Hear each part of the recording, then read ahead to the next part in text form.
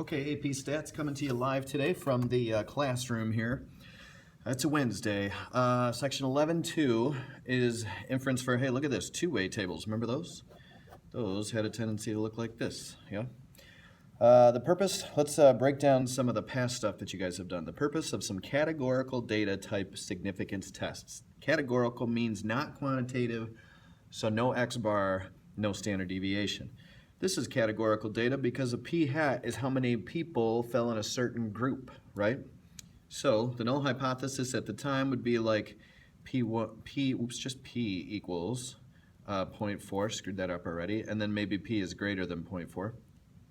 And we did a z statistic. Well, that's for one population, and then we test a claim about one proportion. That was, this was chapter 9. Okay, the two proportion z-test. The null hypothesis was like p1 minus p2 is equal to 0 versus p1 minus p2 is maybe not equal to 0. You know, sometimes they're greater than or less than, sometimes they're not equal to. This is the two proportion z-test, and please keep in mind that that is the pooled sample pull-up. Yep, I'm on fire this week. Pooled sample proportion, where p hat goes x1 plus x2 over n1 plus n2. Okay, that one was for two populations. It's two sample data. And we test a claim about one proportion, really. It's kind of the difference in that one proportion from the two populations. So like the proportion of students who get A's from two different groups, you know? Now the chi-square test for goodness of fit. Well, chi-square is equal to O minus E, and O minus E, and they're squared and over the E's. This one was for one population, but it wasn't a test about one proportion.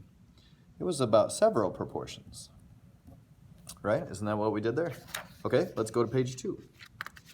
I went to page 4 on accident there. Sorry about that. Hang on, I'll be right with you. Got some dexterity issues. Okay, new for today. The chi-square test for something called homogeneity of populations. Homo meaning the same, right? So what this is saying is we have something that is similar about the populations. Okay, this one is about multiple populations. It's not even close to spelling that right. I put another M in there. I have no idea why. Multiple populations, and you test a claim about multiple proportions. Okay, and it's the distribution of proportions. Kind of like a goodness of fit test is a distribution of proportions, but it's not just for one population, it's for multiple populations. So a null hypothesis might look something like this. The distribution of proportions, and let me just put a box here and just put the word context. You know, you should say whatever is the problem is about, okay? The distribution of proportions of whatever is the same, homogeneity, right? It's the same for all populations. And that should probably have some context with it too. We'll get some opportunities to write some hypotheses. The alternate hypothesis is just going to be at least one differs. Sorry, I keep bumping the table and it keeps moving. I bet it's kind of wavy today. Sorry about that. This one is, this is going to be for day 1 and day 2 of section 11.2, and this one is day 3. Okay, it's the chi-square test for independence. We're not doing this one today, but I'm going to tell you it's back to being about one population, and we test a claim about multiple variables. Okay, like if my one population is Canelan High School students, we could look at a variable of gender. Which gender do you fall in? So there's two categories there. And then another variable for you as a person could be the political party you might vote for in the next election when you're eligible to vote. So I get two things from you as a person in my one population, Canelan High School students. I get you in the category of gender, and I get you in the category of what party you would vote for. That's one population with multiple variables, and whether or not there's an association between them. So maybe I'd be looking to see, do guys vote differently than girls, just in general? Okay, a null hypothesis for this would be like, there is no association. Brian, do you have a question? No? Okay. Association between variable 1, in the case that I said it would be gender, and variable 2, voting preference. See what I mean? There's no association between the two. And then the alternate hypothesis would be, yeah, there is. There is an association. And what kind of association might we think we might find? Maybe like girls tend to vote more towards Democrat and guys tend to vote more towards Republican. Like that's what we might be looking to find. Okay, since the last two chi-squared tests either require a distribution of proportions from these last two, these that right here I'm talking about, from multiple populations, that's the homogeneity test, where we're looking to see if the distributions are the same, or a distribution of proportions for multiple variables from the same population, that's the independence test. Those are two different things, and we're going to handle them over the next 3 days. The reason they're lumped in the same section is because the data will need to be stored in a two-way table. And that's the name of the section. Okay, so there's page 1 and 2 out of the way. Let's move on to page 3. Look at this. Let me break down for you the chi-squared test for homogeneity of populations. It goes like this. There will be multiple populations. So the first thing you ever write in your write-up is about our population of interest is. Well, in this case, it would be the populations of interest are. We'll test for a null hypothesis that goes the distribution of portions are the same for all populations, and an alternate hypothesis that goes there is at least one difference in the proportions. The author says a couple of times to be careful with this. Don't write that every single one of them is different. That's pretty extreme. We're just trying to say they're not the exact same. So if just one of them's off, we win the game. Data will be presented in a two-way table, which we will see on the next page, because the data is categorical, and I can't do any number crunching, so I can't just give you a list of things like X bars and standard deviations and sample sizes. Then we will construct segmented bar graphs to display the data, or a series of similar bar graphs if you'd like to create multiple graphs at one time. Now, why are we doing this? We're going to do this so we can examine the evidence. I got these observed values in this two-way table.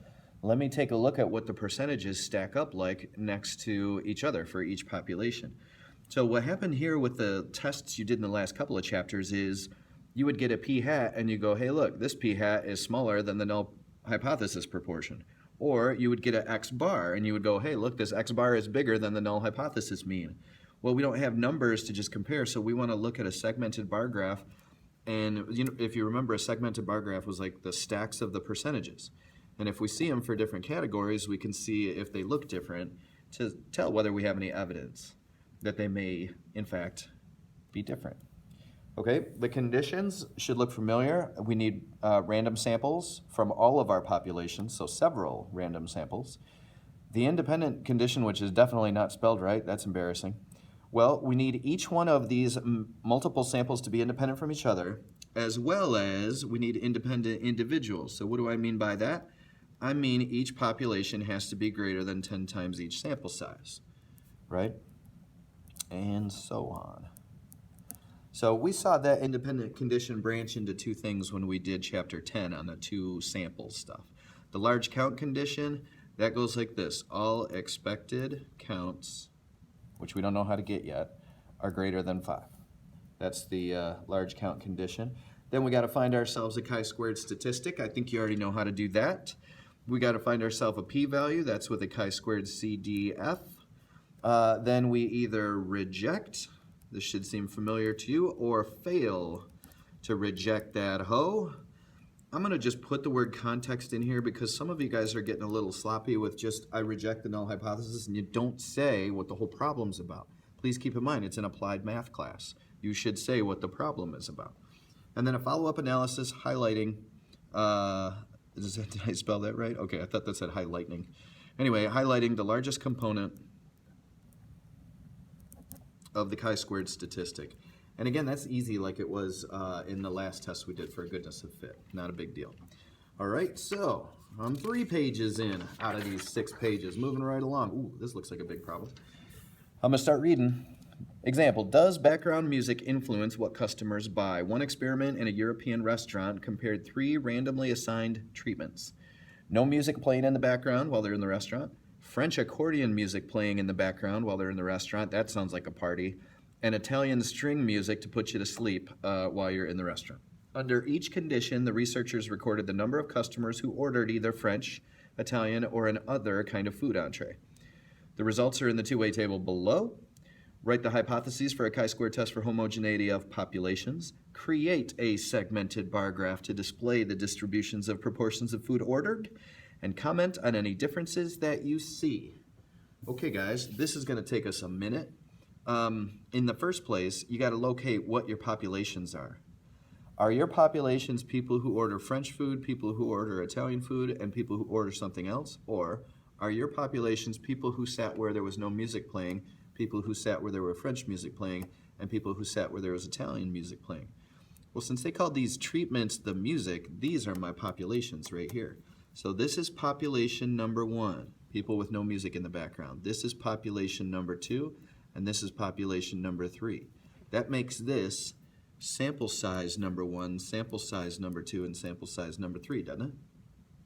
Okay, now when I make a segmented bar graph, what I'm supposed to do is turn each one of these into a percent out of its total. So for French food, when there's no music being played, I'm going to go 30 out of 84. So here we go. I'm going to rock out some decimals so we can make a segmented bar graph. Here you go. 30 divided by 84 is 0.36. 11 divided by 84 is 0.13. 43 divided by 84 is 0.51. Those will all add up to 100 because they're the different numbers out of 84, right? For the French stuff, I go 39 divided by 75. 52% of people with French music playing got French food. 1 divided by 75, this is just sad. Nobody wants to have a bowl of pasta? What's going on here? 35 divided by 75, and that's 0.46. We get to the Italian music playing, and we go 30 divided by 84. Same sample size here and here, 0.36. So we get the exact same number because it's 30 out of 84 in both spots. 19 divided by 84 is 0.23, and 35 divided by 84 is 0.42. Okay, those should add up to 100%, 100%, and 100%. So here's how you make a segmented bar graph. We're going to have a bar for no music. We're going to have a bar graph for French music. And we're going to have a bar graph for Italian music. The other word for a segmented bar graph is a stacked bar graph. So I'm going to stack these percents. So I'm going to go up to here, and I'm going to say that's 100%. I'm going to cut this in half, and I'm going to go 50. I'm going to go 10, 20, 30, 40, and then I'm going to go past the 50 and go 60, 70, 80, 90. Okay. I'm supposed to write hypotheses. Null hypothesis. The distribution of proportions of food ordered. See what I mean by the context? Proportions of food ordered are the same, and then I should put this in context, for all 3 types of music. Okay? In the hypothesis, yeah, I want to say that they're going to be the same. That's the test for homogeneity, right? That they're all the same. But also, I should put as much of the context in there as I can. Now, the alternate hypothesis is so easy to write. At least one is different.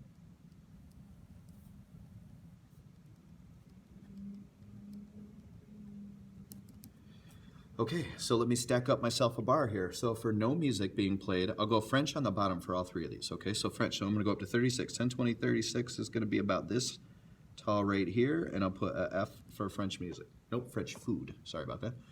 And then there's another 13, so I need to add these 2 together. That's 49. So now that I'm stacking them, I add them together, and I got to go up to 49. What kind of food was that? That was Italian food, so I'll just put an I there. And then the 51, well, that's gonna get us to 100 for sure. So I can just top off this bar all the way to 100. and that's the other. Okay, so that distribution by itself means nothing to me. All I can say is it seems to be the case that people order other food, like probably a lot of burgers and chicken wings. I'm just gonna guess that. Okay, now the next one. French music playing in the background. We got 52% of them like French music. Now look at this, 52%. Right away, I see that they don't look the same. There's a difference. See what I mean? These don't look the exact same, or all three bars would have very similar chunks. Then we go to the Italian stuff and only go, it's gonna be hard to draw that poor little Italian thing. It's just a tiny little, that's sad. Really, it's sad. I feel bad. And then 47 gets us up to the top. And I kind of feel like the other category is similar. The French category and the Italian category are not. And we're looking to see if everything's the same. So you see why I do the segmented bar graph. I already have an indication there may be a difference. Okay, the last one, I go up to 36. That's the exact same as the other one, so here's a whole bunch of sameness happening right there. The Italian goes 23 more, so that's gonna be 59. So I gotta go all the way up to 59, so that's a little taller. But when you look at the two of them, it still seems pretty similar, nowhere near as different as this one. And then the last one will get us up to the top with people ordering other food. Like I said, chicken wings and burgers.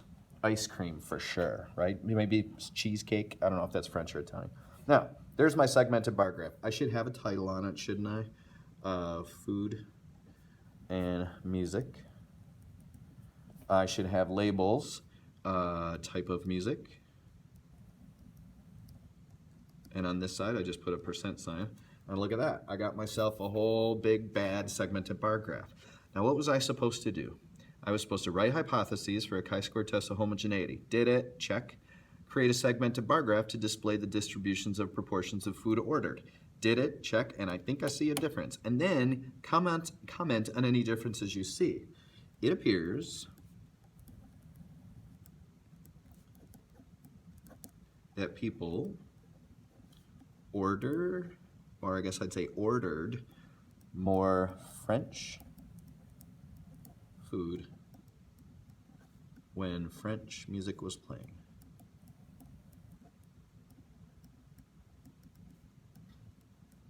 Now, I could also say something about the Italian food being lower, but I think the story, if I'm seeing this story right, isn't it that there was French music playing and there was more French food bought? Isn't that more important to the story than picking on this poor little Italian guy? Hey, Dentino.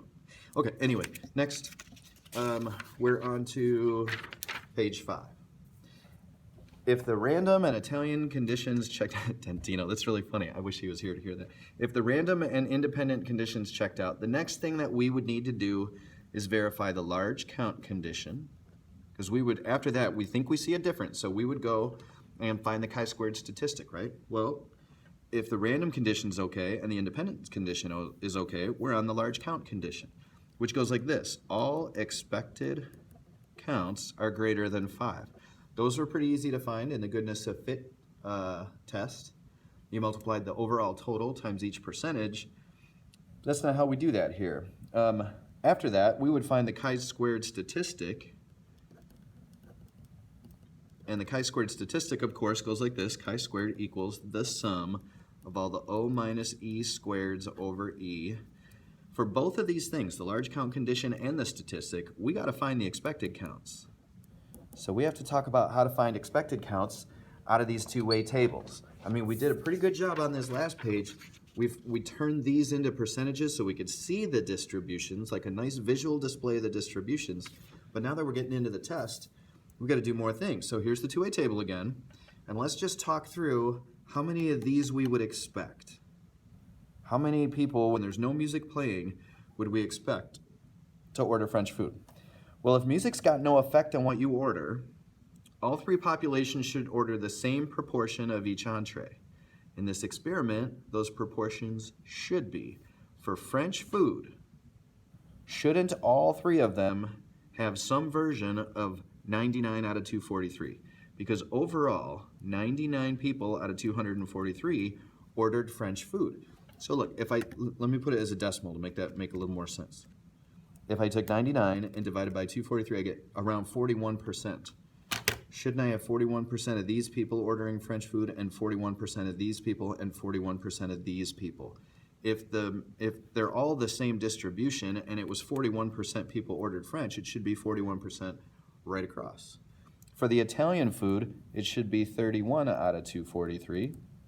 And for the other food, it should be 113 out of 243. Whatever those decimals are, we should see those decimals be the same across these rows of different kinds of music playing. Okay. Well, there were different amounts of people in each population, 84, 75. I really wish that was a different number. So for the French entree, just the French entree, just these three right here, here's how we get, we would expect this many people for each population. If there were 84 people here, and we expect this decimal to be 99 out of 243, wouldn't it go 84 times 99 out of 243, right? 84 people times what I think the decimal should be for French entree, 99 out of 243. French music and French food, French entree, French food, right here. There are 75 people altogether, so shouldn't it be 75 people times 99 out of 243? That's the 41%, right? And then the Italian music with French food. There are 84 people again, so shouldn't that be 84 out of 99 over 243? Right? Now, notice, we're going to shortcut this so you never have to think through all this again. You ready for this? Notice all of these is the row total, 99, times the column total, 84, 75, and 84, divided by the overall total, or the big ass total as I like to call it, 243. So look, I could think of this one as 75 times 99 over 243. Even though I started by trying to think of this as a fraction so I could just kind of talk my way through it. But really, order of operations, it doesn't matter what order those go, right? So 75 times 99 over 243. So your last page for today, guys. We got through 6 pages pretty quick here. Finding the expected count for cells in a two-way table. For any place, any cell in a two-way table, the expected count, or E from O minus E squared over E, the expected count is found by, go find the row total for that cell, multiply it by the column total at the bottom for that cell, and divide by the big ass total. That's how you find expected counts in a two-way table. For our music and food example, here's your example, or here's what your next problem is. Find every expected count, fill these in with expected counts. Find the chi-squared statistic, and find the p-value. Okay, here we go. You guys ready for this? This spot, these are the O's. Those are the observed counts. Now we're going to get expected counts so we can go find ourselves a chi-squared statistic.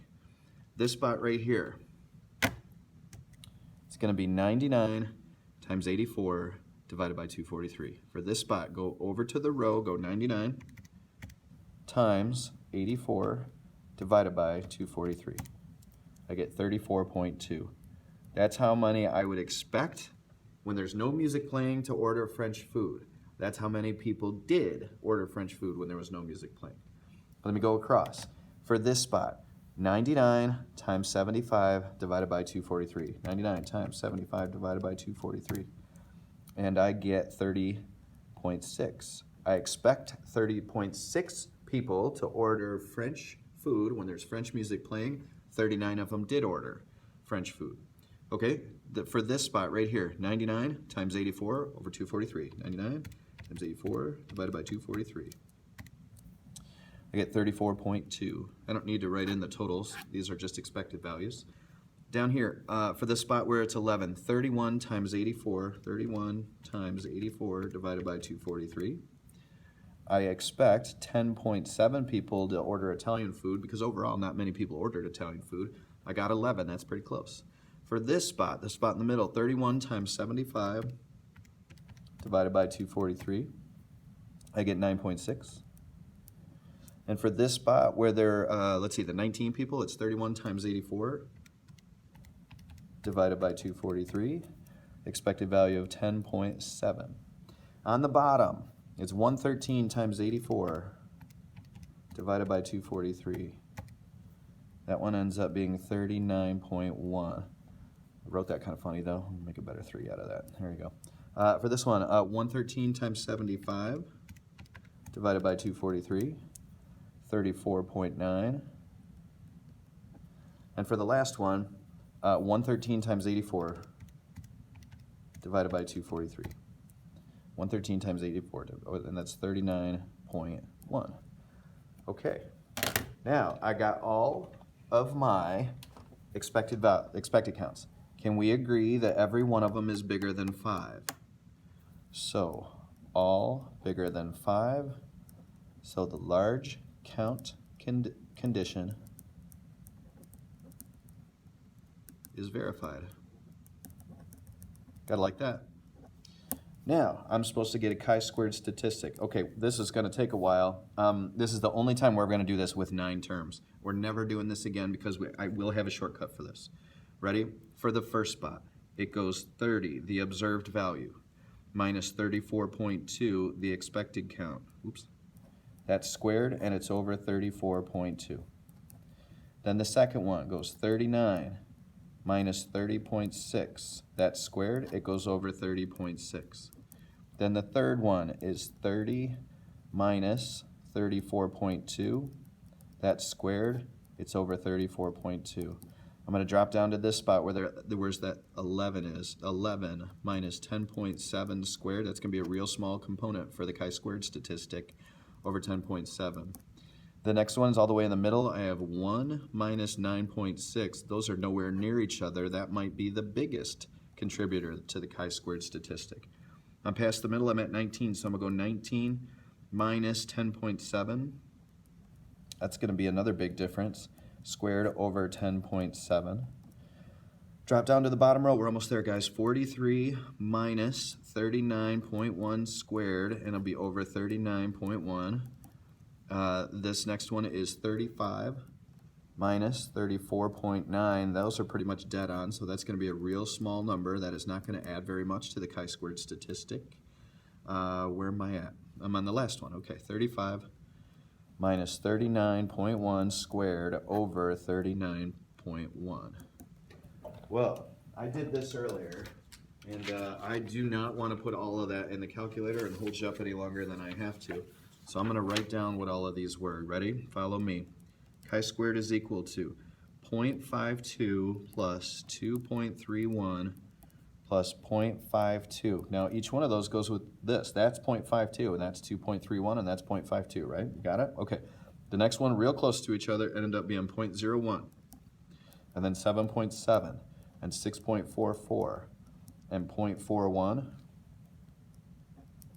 and 0.0002, and then, oh, I got every one in but the very last one, my bad.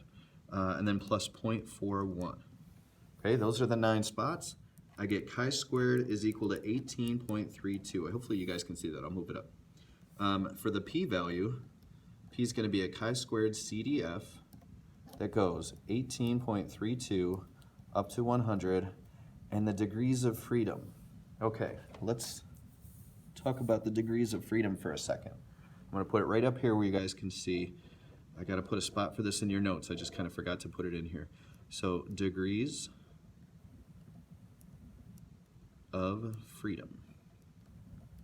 In a two-way table, it is not 1, 2, 3, 4, 5, 6, 7, 8, 9 different categories, because it's not really 9 categories. It's kind of like it's 3 categories, right? But it's also 3 different entrees. So here's how it goes. It goes number of rows minus 1